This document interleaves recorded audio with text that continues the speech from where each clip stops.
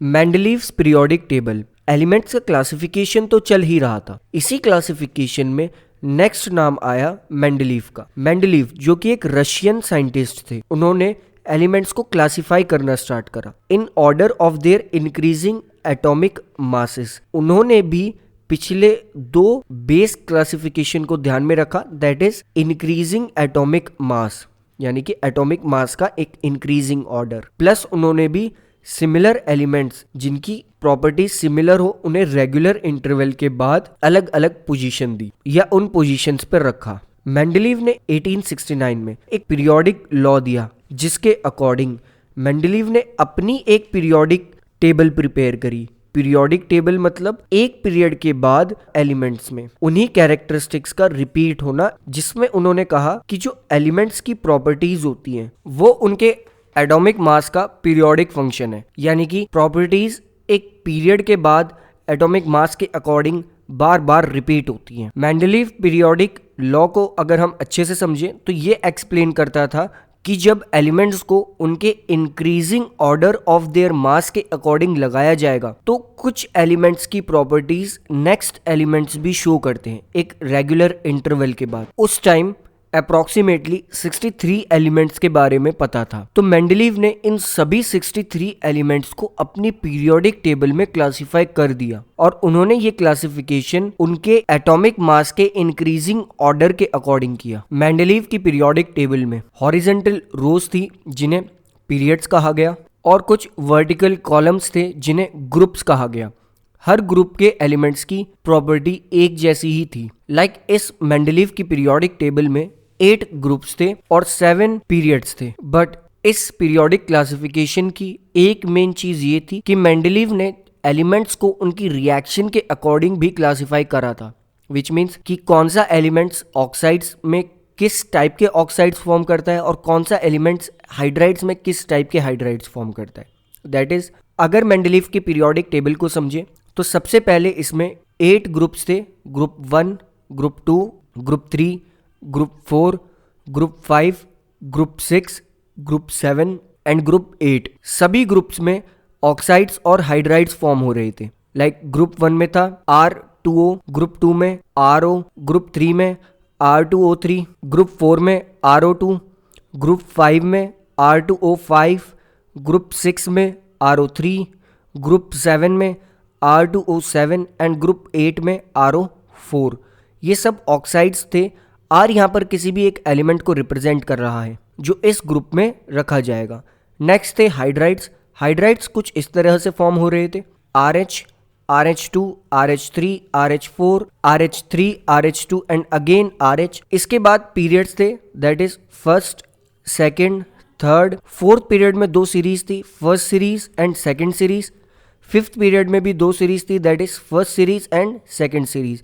इसके बाद 6 पीरियड में भी 2 सीरीज थी, that is first series and second series. इसके बाद एलिमेंट्स को पुट करा गया था, दैट इज ग्रुप 1 में hydrogen, second period group 1 lithium, इसके बाद सोडियम, इसके बाद फोर्थ पीरियड की फर्स्ट सीरीज में पोटेशियम और फोर्थ पीरियड की सेकेंड सीरीज में copper. Next Rb, Ag, next Cs, Au। इसके बाद फर्स्ट पीरियड में कोई और एलिमेंट नहीं था। सेकेंड पीरियड में सेकेंड ग्रुप से स्टार्ट करते हैं, Be, next Mg, next Ca and Zn, next Sr, Cd, next Ba, Hg। इसके बाद third group second period B, Al। इसके बाद इंपॉर्टेंट चीज ये थी मेंडलीव के पीरियोडिक क्लासिफिकेशन की कि उन्होंने कुछ एलिमेंट्स के लिए खाली जगह छोड़ी हुई थी। यहाँ पे फोर्थ पीरियड के थर्ड ग्रुप में उन्होंने 2 वैकेंट स्पेसेस छोड़ी थी, फर्स्ट और सेकेंड सीरीज में। दैट इज फर्स्ट सीरीज में उन्होंने जो वैकेंट स्पेस छोड़ी थी उसका नाम उन्होंने दिया था एका बोरोन। सेकेंड सीरीज में उन्होंने जो वैकेंट स्पेस छोड़ा था उसका नाम उन्होंने दिया था एका एल्यूमिनियम। एका एक संस्कृत वर्ड है जो रिप्रेजेंट करता है फर्स्ट को, which means first boron and यहाँ पर फर्स्ट एल्यूमिनियम। इसके बाद फिफ्थ सीरीज में थे Y and In। Next the symbol is C, next Si, next Ti and एक और वैकेंट स्पेस फोर्थ पीरियड में ही उन्होंने छोड़ी थी Ti, दैट इज टिन के साथ। ग्रुप 4 में वो था, उन्होंने इसका भी नाम दिया था, दैट इज एका सिलिकन। यहाँ पर अभी तक ये तीनों एलिमेंट्स जिनका नाम उन्होंने एका प्रेफिक्स यूज करके दिया था, दैट इज एका बोरोन, एका एल्यूमिनियम, एका सिलिकन, तो ये एलिमेंट्स तब तक डिस्कवर नहीं हुए थे। उन्होंने इन एलिमेंट्स के लिए वेकेंट स्पेसेस अपने पीरियोडिक टेबल में छोड़ी हुई थी। Next 5th series 4th group ZR, next 5th series 4th group SN।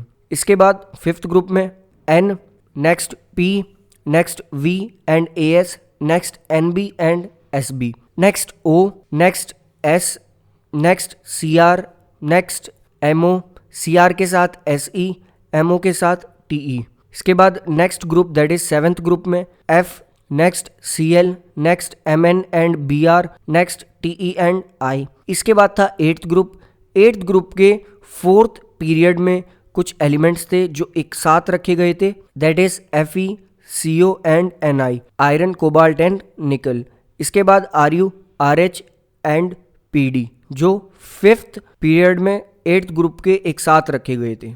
The main thing of that periodic classification, जो इस मेंडलीव के पीरियोडिक क्लासिफिकेशन की एक इम्पॉर्टेंट चीज़ थी, वो थी वेकेंट स्पेसेस।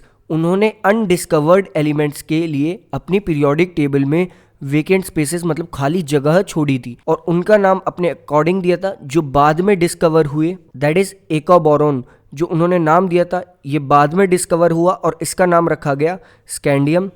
एका एल्यूमिनियम, जो उन्होंने जगह छोड़ी थी, ये भी बाद में डिस्कवर हुआ, इसका नाम रखा गया गैलियम। एंड लास्ट एका सिलिकन, जो बाद में डिस्कवर हुआ और इसका नाम रखा गया germanium. Scandium for SC, gallium for GA and germanium for GE। Again हम यहाँ से देख सकते हैं कि जिस चीज से डॉबर्नियर ने स्टार्टिंग करी थी वो चीज यहाँ भी रिप्रेजेंट हो रही है, दैट इज हर ग्रुप की अपनी एक स्पेसिफिक कैरेक्टरिस्टिक है, मीन्स हर ग्रुप के एलिमेंट्स की अपनी एक स्पेसिफिक कैरेक्टरिस्टिक है। सभी एलिमेंट्स उस ग्रुप के बहुत हद तक सिमिलर प्रॉपर्टीज शो करते हैं, जिस चीज को मेंडलीव ने अपनी पीरियोडिक टेबल में भी रिप्रेजेंट करा। नेक्स्ट, मेंडलीव ने कैरेक्टरिस्टिक्स पर ज़्यादा फोकस करते हुए कुछ एलिमेंट्स को रॉन्ग प्लेसेस, मतलब होना तो ऐसा चाहिए था कि इंक्रीजिंग ऑर्डर पर रखा जाए उनके एटॉमिक मास के अकॉर्डिंग, बट मेंडलीव ने कुछ एलिमेंट्स को जिनका एटॉमिक मास कम था उन्हें बाद में रखा और जिनका एटॉमिक मास ज्यादा था उन्हें पहले रख दिया अपनी पीरियोडिक टेबल में। लाइक मेंडलीव के पीरियोडिक टेबल में कोबाल्ट, जिसका मास 58.9 है, वो निकल से पहले रखा गया।